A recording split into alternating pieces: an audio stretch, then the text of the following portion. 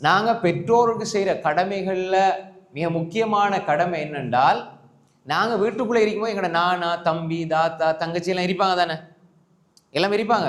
அப்போ சிலவங்களுக்கு இருப்பாங்க, சிலவங்க இல்லாமலும் இருப்பாங்க. அப்போ வீட்டில் இருக்கிற எங்களோட நானா, தம்பி, தங்கச்சி, தாத்தா யாராவது இருந்தால் அவங்களோட நாங்கள் வீணாக முரண்பட்டு சண்டை பிடிச்சிட்டு இருக்கக்கூடாது. நாங்கள் சண்டை பிடிச்சா, நாங்கள் பிரச்சனைப்பட்டால் அது யாருக்கு பாதிப்பு, டென்ஷன் கூட? பெற்றோர். அப்போ நாங்கள் சண்டை பிடிக்காமல் இருக்கிறது, தம்பிக்கு சும்மா நோண்டுறது, அடிக்கிறது, தம்பியை திட்டுறது, பயங்காட்டுறது, விளைஞ்சா இது அடிக்கடி இப்படியே வீட்டுக்குள்ளே சின்ன சின்ன பிள்ளைகள் அப்படி இருக்கும். விளைஞ்சா நீங்கள் அப்படி செய்வீங்க, அதெல்லாம் சின்ன பிராயத்தில் உள்ளது. ஆனால் நீங்கள் விளைய குழம்பேண்டா அது ஒரே நீங்கள் அப்படி செஞ்சுட்டு இருந்தீங்கடா, அது பிள்ளைகளாக நீங்கள் செய்கிறதுனால பெற்றோருக்கு பாதிப்பு.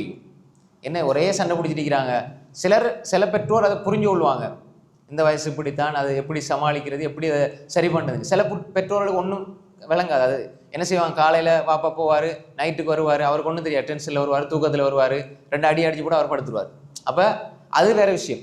அப்போ இந்த இடத்துல நாங்கள் என்ன செய்யணும், எங்கட கடமை, பிள்ளைகளாகிய எங்கட கடமை என்னண்டா, நாங்கள் சும்மா வீணா பாப்பா அம்மாவுக்கு நாங்கள் என்ன செய்யக்கூடாது, இந்த மாதிரியா டிஸ்டர்ப் பண்ணக்கூடாது. இப்போ தங்கச்சிக்கு, நானாக்கு, தம்பிக்கு சண்டை பிடிச்சி பிரச்சனைப்பட்டு ஒன்றுமே இப்படி இந்த மாதிரி செஞ்சு அது உமாக்கு பாதிப்பு. சில இடங்கள்ல சொல்லுவாங்க, எங்களோட பிள்ளைகளால் எங்களுக்கு பெரிய பாதிப்பு. ஏன்னா எங்களுக்கு சரியா தூங்க இயலாது, அதே மாதிரி எங்களுக்கு சரியா என்ன செய்யலாது, ஒரு தொலை இயலாது, இபாதை செய்யலாது. ஏன்னா எங்களோட பிள்ளைகள் எப்பயுமே கரைச்சல் பண்றாங்க. அது எத்தனை வயசு, 2-3 வயசு பிள்ளைன்னா பிரச்சனை இல்லை. இது 8, 10, 12, சில 15 வயசு பிள்ளைகள் கூட இந்த மாதிரி இருக்கிறாங்க. அப்ப இந்த மாதிரி இருப்பதெல்லாம் அது தாய் தந்தையர்களை நாங்க காயப்படுத்துற மாதிரியான விஷயங்கள் தான்.